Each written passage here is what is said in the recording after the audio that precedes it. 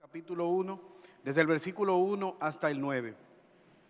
Pablo, llamado a ser apóstol de Jesucristo, por la voluntad de Dios, y el hermano Sóstenes, a la iglesia de Dios que está en Corinto, a los santificados en Cristo Jesús, llamados a ser santos, con todos los que en cualquier lugar invocan el nombre de nuestro Señor Jesucristo, Señor de ellos y nuestro.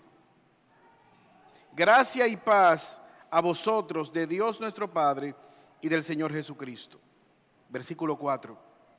Gracias doy a mi Dios siempre por vosotros, por la gracia de Dios que os fue dada en Cristo Jesús, porque de todas las cosas fuisteis enriquecidos en Él, en toda palabra y en toda ciencia, así como en el testimonio acerca de Cristo ha sido confirmado en vosotros.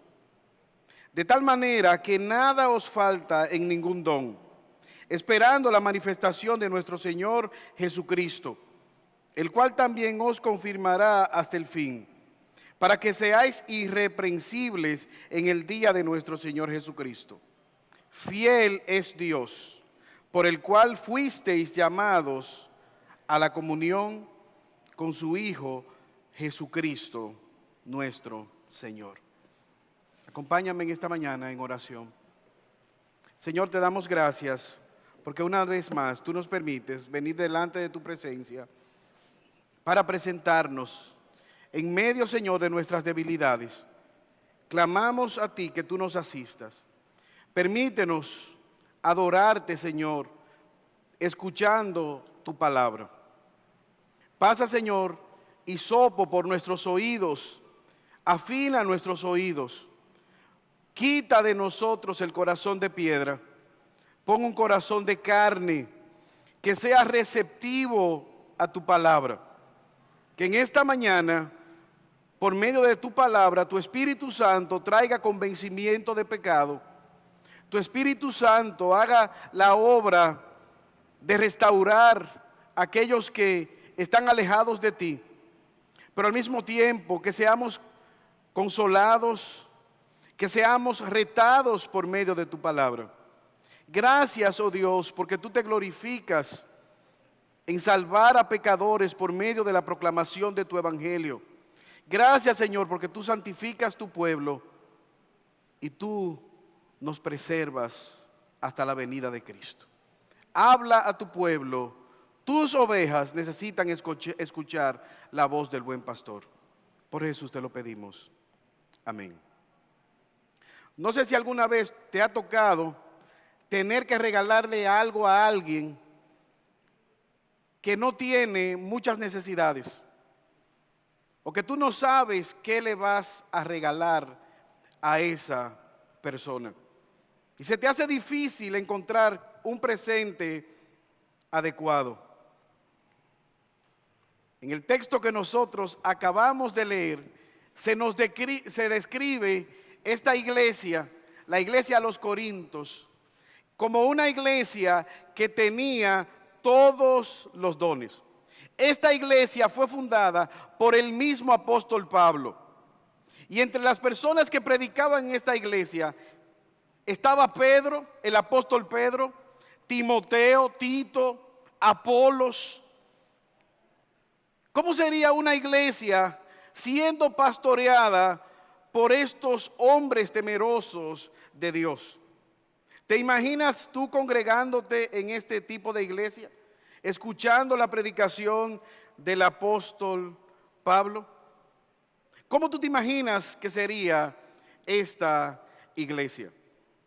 No obstante, al leer la carta a los Corintios, nos damos cuenta de que esta iglesia tenía serias dificultades. ¿Cuál era el problema que pasaba con esta iglesia? Lo mismo que ocurre en la navegación. Un barco irá bien siempre y cuando se mantenga flotando sobre el agua, siempre y cuando el agua no entre dentro del barco. ¿Qué había pasado en esta iglesia? Los mismos pecados, situaciones de la sociedad en la cual ella estaba llamada a ser sal y luz, se estaban manifestando dentro de la congregación. Y es ahí donde viene el peligro, cuando el mundo se mete a la iglesia. Y al hablar de mundo no nos referimos al globo terráqueo.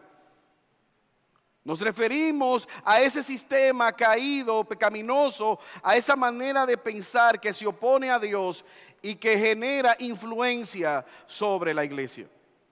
Y debe ser lo contrario. La iglesia está llamada a ser sal y luz, a brillar en medio de las tinieblas, no a ser apagada por las tinieblas. ¿Cuáles eran estos problemas que tenían la iglesia? Divisiones dentro de la congregación, problemas morales, incesto, indiferencia al pecado, pleitos judiciales, inmoralidad sexual, problemas en el matrimonio en el capítulo 7, sacrificio a los ídolos. Capítulo 9, se cuestionaba la autoridad del propio apóstol Pablo, que había ayudado a su crecimiento de esta congregación. Problemas internos en la iglesia, idolatría, el feminismo estaba dentro de la iglesia. Iban a la mesa del Señor y salían borrachos. Usted se imagina este drama. ¿Y qué le pasó a él? No, él salió del culto, pero él está borracho. Sí, fue que allá se embriagó en la iglesia mientras participaba en la mesa del Señor. Uso inadecuado de los dones. Y como siempre ocurre, el nombre del Señor estaba siendo vituperado por causa de ellos.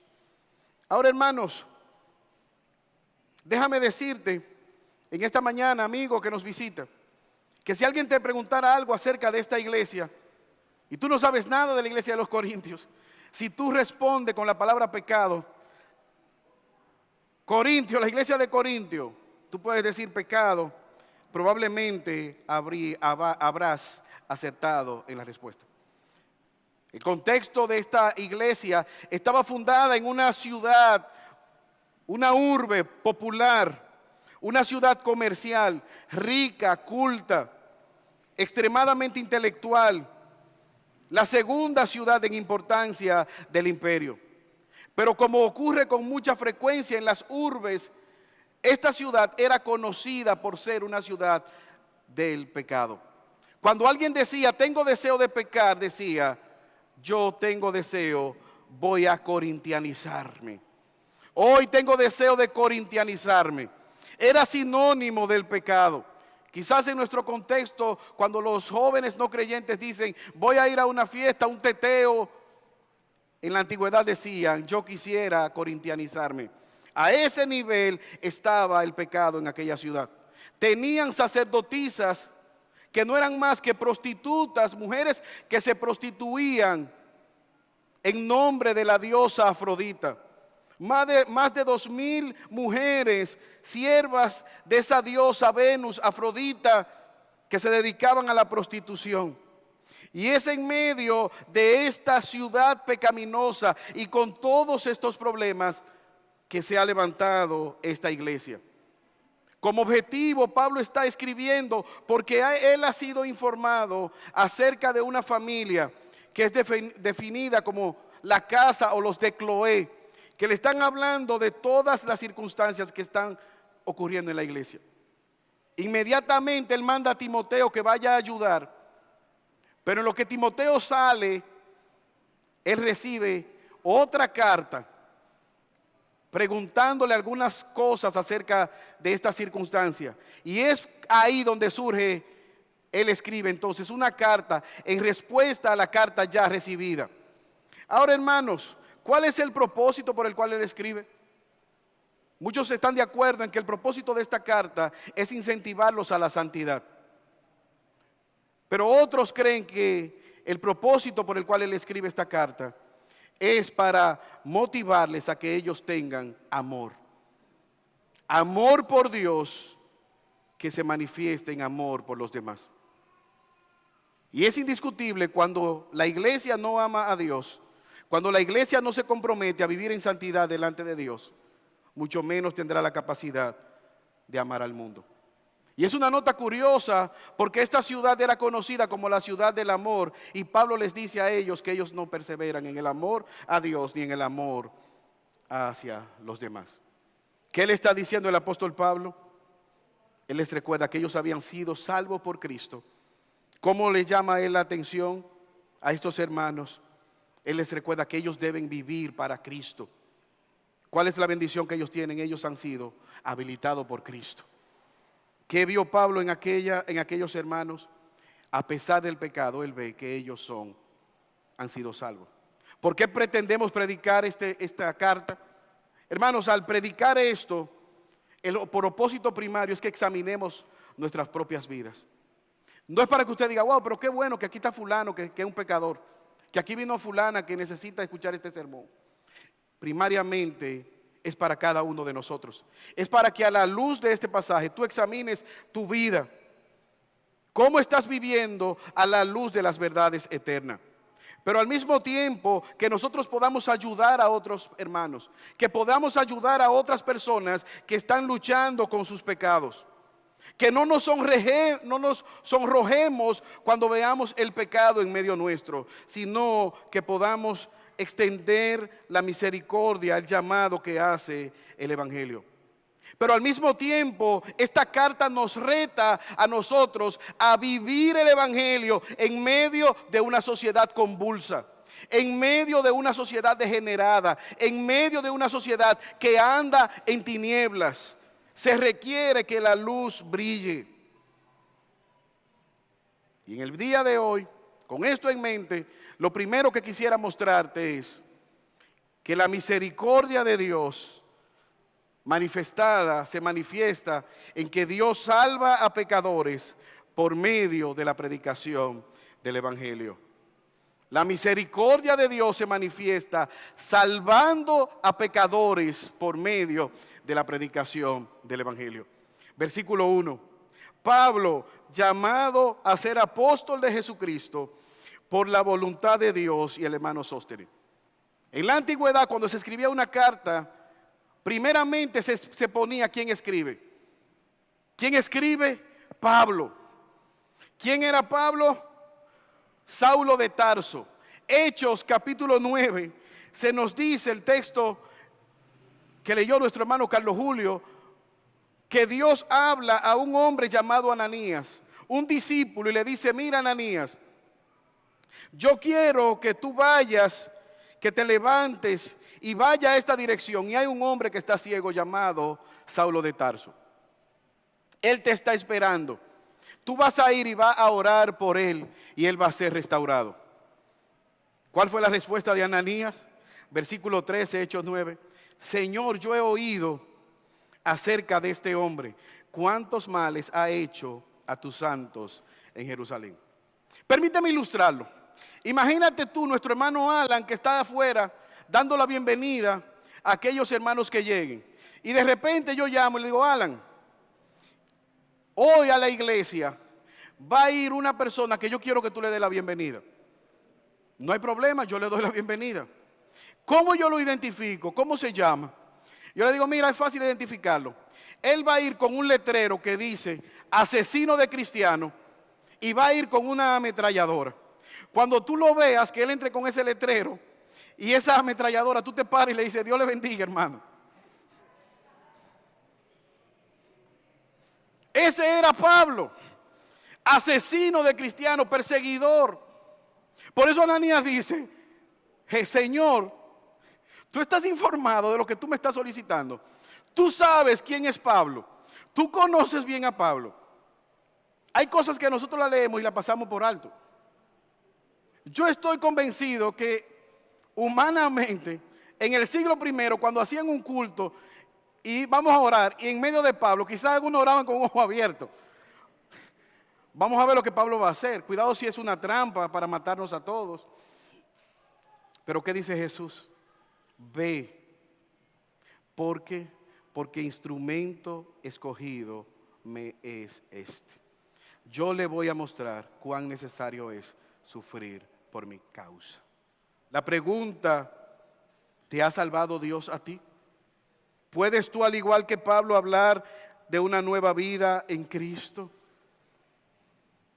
Lucas capítulo 15, versículo 21 al 32, se nos habla de una historia, una parábola, la parábola del hijo perdido, de los dos hijos, el hijo pródigo. ¿Saben lo que hizo el padre cuando el hijo vino destruido? En harapos, ¿qué dijo el padre? Y él se arrepiente y dice: Padre, he pecado contra el cielo y contra ti, ya no soy digno de ser llamado tu hijo. ¿Sabes lo que dijo el padre? Espérate, mi hijo. Vengan, tráiganmele un vestido a este muchacho, consíganmele agua, límpienmele, pónganmele, quizás córtenle el pelo, vístanle con el ropaje propio de ser mi hijo, pónganle el anillo. ¿Qué hizo el padre? Él restauró a aquel hijo que se había perdido a su posición original, de donde nunca debió haber salido, de la casa del padre. Esa es la buena noticia que hace el Evangelio, un llamado a los pecadores a que vengan a Cristo en fe y arrepentimiento. Pero como creyentes, nosotros debemos proclamar el Evangelio. Y al hablar de proclamar el Evangelio, no nos estamos refiriendo a actividades evangelísticas que pueda canalizar la iglesia. Cada uno de nosotros en nuestro lugar de trabajo, en nuestras universidades, en los colegios, debemos proclamar el Evangelio. Dios salva a pecadores por medio de la predicación del Evangelio. Ahora, ¿para qué Dios salva a los pecadores? ¿Cuál es el propósito de Dios llamarnos? Dios salva a pecadores porque por medio de la obra de Cristo Él los santifica. Dios nos ha salvado. ¿Para qué? Para que seamos santos. Dios salva a pecadores para que sean santos. Y no es como la Iglesia Católica enseña, que un santo es uno que tiene una aureola en la cabeza y que está inmutable, enganchado en un altar. Versículo 2. A la iglesia que está en Corinto, a los santificados en Cristo Jesús, llamados a ser santos. Cuando la palabra de Dios nos habla de santos, son aquellos que son apartados para el uso exclusivo de Dios. ¿Qué es una persona santa? Es uno que ha sido apartado del pecado, apartado de la impiedad, para ser un instrumento utilizado para la gloria de Dios. Y la Biblia habla de una declaración, una santidad posicional. Por medio de la obra de Cristo en la cruz del Calvario, de limpiarnos de nuestro pecado, Él nos declara santos. Somos santificados por la obra de Cristo. La obediencia perfecta de Cristo, el sacrificio de Cristo, la vida de Cristo, la muerte de Cristo y la resurrección de Cristo nos he imputado a aquellos que venimos a Él en fe y arrepentimiento.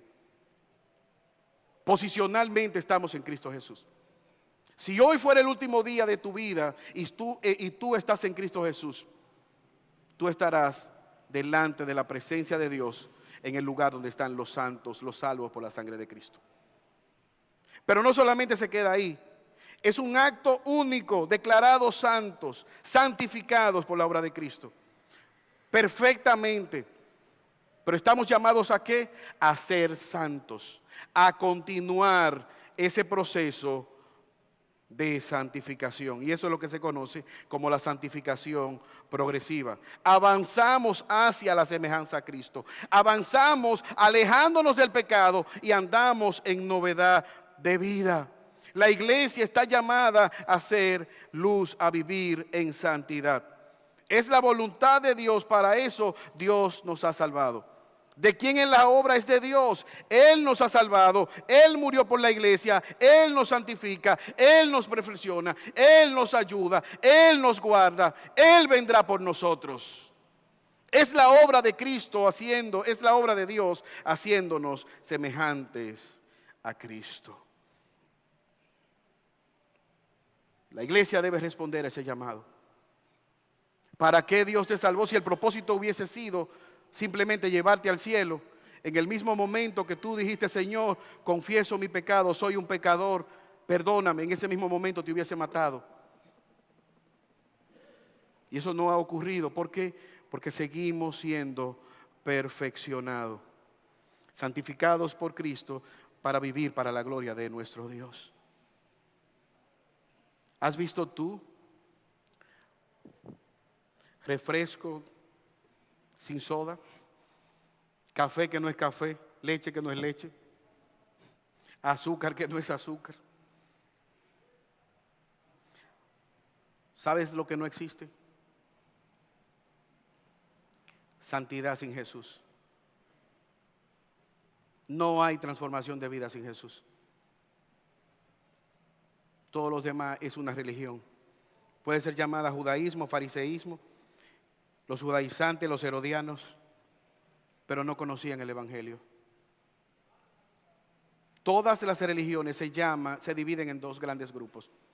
El evangelio, que proclama la salvación gratuita, inmerecida, por medio de la sangre de Cristo. Y todas las demás que promueven la salvación por obra. Pórtate bien para que te ganes el cielo. Ayuda a un huérfano para que te ganes la salvación. Salvación por obra. Nosotros debemos vivir en santidad porque ya Cristo lo dispuso. Ya Él nos salvó para vivir, para andar en novedad de vida. Y a mí me llama la atención que Él escribe a esa iglesia que está en Corinto. Yo te pregunto en esta mañana, si tú estás en este lugar, ¿eres tú parte de una iglesia? ¿Eres tú salvo y has sido añadido a una iglesia?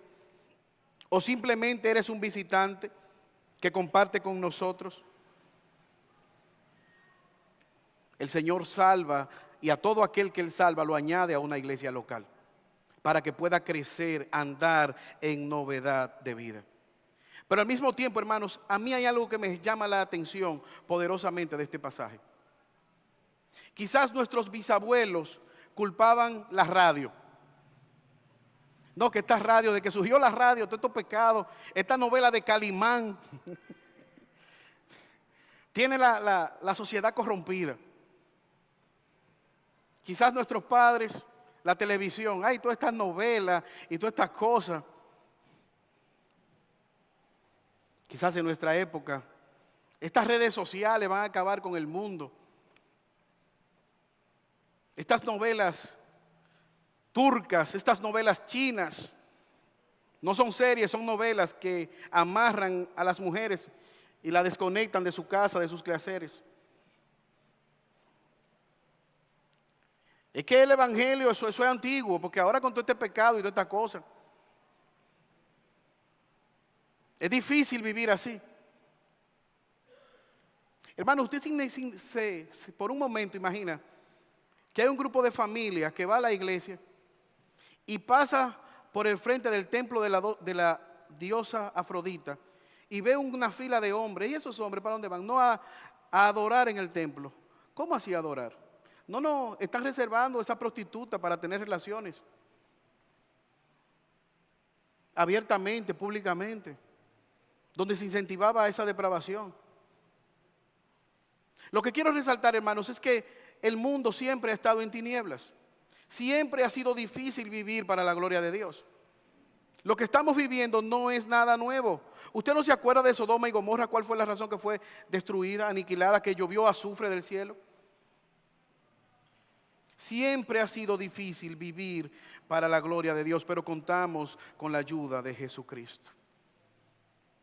Hombres que están aquí en esta mañana, tú y yo debemos velar por nuestra propia vida y por la salud espiritual de nuestra familia. Yo quisiera retarte en esta hora, que tú puedas examinar lo que tú estás viendo, que tú puedas examinar a la luz de esta palabra si tú estás andando en santidad. Pero déjame informarte que también tú tienes una responsabilidad de velar por la santidad de tu esposa, por la santidad de tus hijos, y eres el responsable de lo que se está viendo en tu casa, de lo que se está escuchando, de lo que está entrando. Jesús dijo que lo que entra por nuestros ojos es lo que trae contaminación. No es simplemente lo que comemos. Aquí vemos que Pablo les está diciendo, a pesar de que ustedes están en una ciudad corrompida, ustedes están llamados a ser santos. Ustedes han sido lavados con la sangre de Cristo y la sangre de Cristo le limpia de todo pecado. No es una excusa argumentar la sociedad en donde vivimos como excusa para no vivir en santidad. Adán, ¿dónde estás? Pablo no se está deteniendo a hacer un estudio de mercado para ver la potabilidad del evangelio. Él no justifica la condición de los hermanos. Él nos dice, ay, que en ese colegio no hay nadie cristiano. Ay, que esa escuela, imagínate tú, el reggaetón va a acabar con la sociedad. Santos llamados a ser santos. Yo estaba escuchando un pastor, él dijo que en su iglesia hace como 43 años iniciaron un programa de consejería médica, de consejería bíblica, perdón. Y a mí me llamó la atención de lo que él dijo. Él dijo que una de las razones que motivó a poner este programa de consejería era porque el pastor y un amigo médico se daban cuenta de que el médico le dijo que cuando él le daba un diagnóstico negativo a una familia, a una persona, diciéndose cristiana, él no notaba la diferencia al reaccionar entre el no cristiano y aquel que decía ser creyente. O sea que no había una diferencia entre tener la confianza en Dios al momento de recibir un diagnóstico negativo de una muerte cercana, entre aquel que decía tener temor a Dios y el que no creía en nadie. Y él le llamó la atención y de ahí surgió la consejería, tratando de que lo que se predicara en el púlpito se fuera con ellos a la casa. Y eso es un gran reto, que lo que escuchamos domingo tras domingo, ¿cómo nosotros lo podemos vivir? Porque he sabido que no vamos a vivir todos juntos en esta comunidad de creyentes. Hay retos mañana, lunes, martes, miércoles y los demás días de la semana. ¿Sabes qué? El mismo poder que transformó al apóstol Pablo y lo convirtió de un asesino de creyentes a un siervo de Dios dispuesto a dar su vida por la causa de Cristo, es el mismo poder que opera en nosotros en el día de hoy. La misma sangre de Cristo que limpió el pecado del apóstol Pablo es la misma sangre de Cristo que puede limpiar tus pecados en esta mañana. El mismo Espíritu Santo que dio convencimiento a Pablo, a los apóstoles, es el mismo Espíritu Santo que se mueve en medio de nosotros. Es la misma fuerza que está en nuestra disposición para socorrernos. Por eso, si tú clamas a Él, Él puede socorrerte. Ahora yo quisiera retarte y hacer una diferencia. A veces no es que yo no puedo dejar de pecar, es que no estoy interesado en hacerlo. No es que Dios no pueda ayudarme, es que yo quisiera seguir jugando con el pecado. Es que quizás has hecho del pecado un preso de confianza. Yo le he dicho anteriormente, a mí me llama la atención cuando yo paso por encima por delante de la fortaleza, unos presos que están ahí con los guardias. Ellos están podando y los guardias están ahí jugando, hablando con ellos. Y quizás yo me imagino un guardia que le dice, espérate, agárrame el fusil al preso, déjame amarrarme los cordones. O ve, mira, cómprame algo ahí en el colmado, y el preso va y vuelve. Son amigos. No hay madurez, no hay amor por Dios, mientras nosotros no entendamos que somos llamados a andar en novedad de vida. La obra de Cristo santifica a la iglesia por medio de su palabra. ¿Para qué somos salvos? Para andar en novedad de vida. Pero al mismo tiempo, ¿con qué elementos contaban ellos? ¿Con qué elementos contamos nosotros? La obra de Cristo equipa a la iglesia. Es el mismo Dios que ha dado a esta iglesia, a Pablo como apóstol para que pueda instruirlo, a Pedro, a Tito, a Timoteo. Él ha dado pastores, líderes que pueden ayudarnos a crecer y andar en novedad de vida. Versículo 3. Dios capacita a su iglesia. Gracia y paz de Dios nuestro Padre y del Señor Jesucristo. Doy gracias a Dios siempre por vosotros, que por la gracia de Dios que os fue dada en Cristo Jesús, porque en todas las cosas fuisteis enriquecidos en Él, en palabra y en toda ciencia. Ustedes han sido equipados para andar en novedad de vida. Yo le doy gracias a Dios porque ustedes han sido salvos, ustedes pueden tener paz delante de Dios y ustedes han sido equipados para andar en novedad de vida. Hermanos, si tú puedes ver esta carta y ver pecado, pecado, pecado, situaciones, situaciones, usted puede decir, no hay muchas razones para Pablo dar gracias a Dios por los corintios, porque le dio mucho problema a esta iglesia. Pero ¿qué dice Pablo? Yo glorifico a Dios. ¿Sabes por qué? Porque yo sé que ustedes son salvos.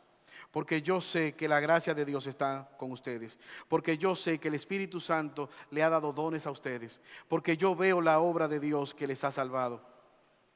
Él les ha equipado para luchar eficazmente contra el pecado. En todas las cosas han sido enriquecidos. Ustedes necesitan todo lo necesario para crecer. Ustedes tienen todo lo necesario para crecer. Ustedes tienen todo lo necesario para madurar. Toda palabra, toda ciencia. Ustedes tienen el testimonio de Cristo, los dones. Un profesor en un curso abrió una cartulina blanca, la cual tenía un punto negro y la puso en una pared. Y le preguntó a los estudiantes, ¿qué ustedes ven? ¿Sabe lo que ellos dijeron? Un punto negro. Y aquel profesor le dijo, ingratos, ¿ustedes no ven una cartulina blanca más grande que el punto negro? ¿Qué está diciendo el apóstol Pablo? La gracia de Dios, los dones de Dios son más poderosos que el pecado que está habitando en medio de ustedes. El poder de Dios es más grande que el pecado. El poder de Dios es más grande que la influencia de un mundo que anda en tinieblas. Jesús dijo que aún la puerta del infierno no va a prevalecer contra el avance de la iglesia. La iglesia no está acorralada.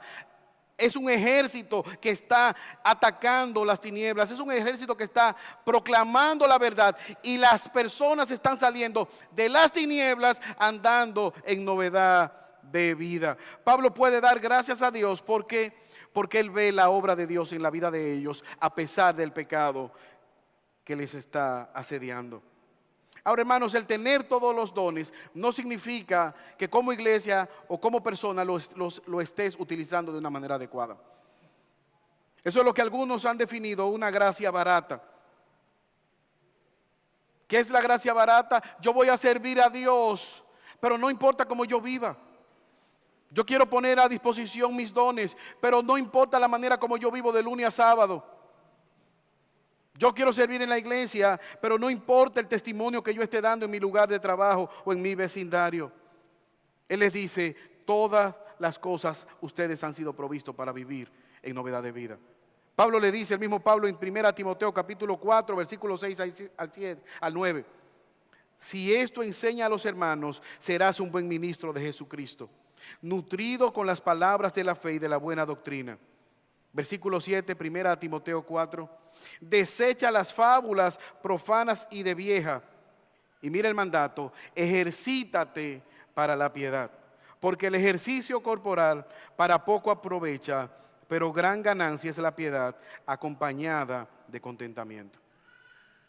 Hermanos, el problema no es que Dios no haya dispuesto sus dones para nosotros. ¿Realmente tú crees lo que lees en las Escrituras? ¿Realmente tú crees que vale la pena apartarse del pecado? ¿Realmente tú crees que el infierno existe?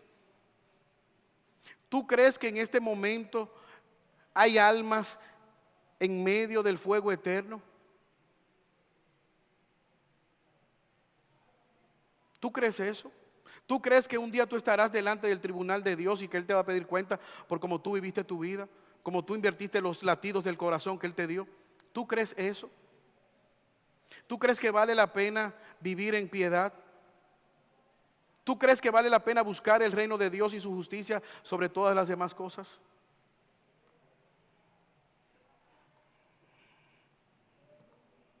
La gracia barata servir a Dios con lo que sobra de mi tiempo, de mis recursos, vivir en apatía espiritual, no preocuparme por lo que Dios demanda, no preocuparme por mi vida en lo privado,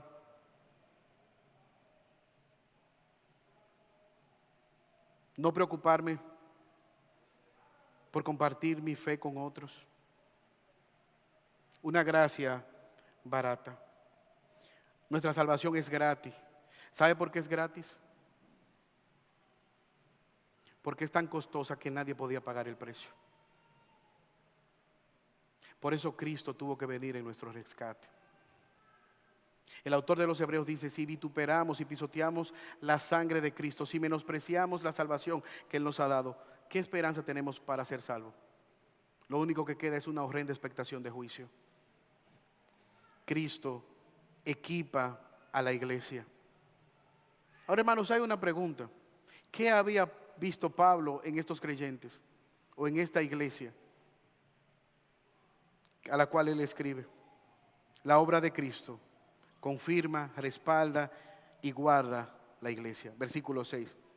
Así como el testimonio acerca de Cristo ha sido confirmado en vosotros, de tal manera que no os falta ningún don, esperando la manifestación de nuestro Señor Jesucristo, el cual también os confirmará hasta el fin, para que seáis irreprensibles en el día de nuestro Señor Jesucristo. ¿Qué está diciendo? La obra de Cristo se ha hecho evidente en ustedes. Ustedes no son perfectos. Hay pecados, hay luchas, hay caídas, pero hay algo que el apóstol Pablo ha visto en ellos: la obra de Cristo llevándose a cabo. Muchas personas quieren saber, y yo no sé si usted ha escuchado que le pueden decir: tantas iglesias, ¿cómo yo sé cuál es la iglesia verdadera? ¿Sabes tú cuál es una iglesia verdadera?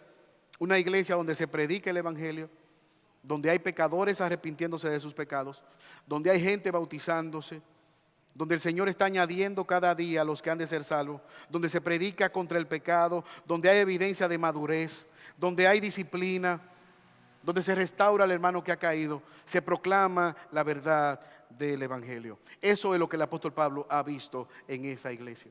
Dios está respaldando a esta iglesia. Pablo dice: Dios es el que está confirmando su obra, Él está respaldando. Y ¿sabes qué? Él les ha guardado en medio de esta generación que ustedes están viviendo. En medio de las tinieblas de la iglesia o de la ciudad de Corinto, el Señor les está guardando. ¿Cuál es la razón? Versículo 9. Dios es fiel. ¿Por qué tú y yo no estamos metidos hasta la coronilla en el pecado? No es porque seamos fuertes, no es porque tenemos músculos espirituales, no es porque estamos hechos de otro material diferente. Es porque Dios es fiel y nos sostiene. Él es el que nos ha salvado, Él es el que nos santifica, Él es el que nos equipa, Él es el que nos une a una iglesia local, Él es el que da líderes a esa iglesia local para que edifiquen nuestras almas. Pero sabes que Él nos está guardando y Él nos está perseverando, nos está sosteniendo. Dios guarda su iglesia. A lo largo de la historia Dios ha sido fiel. Se han levantado emperadores, imperios contra la iglesia, enemigos, persecuciones, hogueras, asesinatos, crucifixiones, y la iglesia ha prevalecido y va a prevalecer. ¿Por qué? Porque Dios guarda su palabra, y Él dijo que las puertas del infierno no van a prevalecer. Dios ha prometido que Él nos va a guardar en medio del valle de sombra y de muerte. Dios ha prometido que Él nos guardará hasta el final. Dios ha prometido que aún de la muerte Él nos va a levantar. Dios ha prometido que nos llevará a la morada celestial. Dios ha prometido estar con nosotros todos los días de nuestra vida hasta el final. Él nos guardará porque Él es fiel. Dios es fiel, por el cual fuiste llamado a la comunión con su Hijo. Llamado a tener una comunión, una coinonía con Cristo. Llamados a la unidad con Cristo, una unión profunda con Cristo. Un mismo Señor, un mismo Salvador, una misma fe, una misma manera de andar. Mira cómo dice Colosenses capítulo 2, versículos 6 al 7. Por tanto, de la manera que habéis recibido al Señor Jesucristo, andad en Él. ¿Qué le dice Pablo a los colosenses? Ustedes tienen a Cristo. Cristo está gobernando su vida. ¿Qué tienen que hacer? Anden en Él. Versículo 7, Colosenses 2. Arraigados y sobreedificados en Él y confirmados en la fe, así como habéis sido enseñados, abundando en acciones de gracia. Salvos por Él, santificados por Él, arraigados en Él, edificados en Cristo, enseñados en Cristo, perseverando en Cristo. Yo te pregunto, hermano, hermana, ¿estás tú perseverando en Cristo?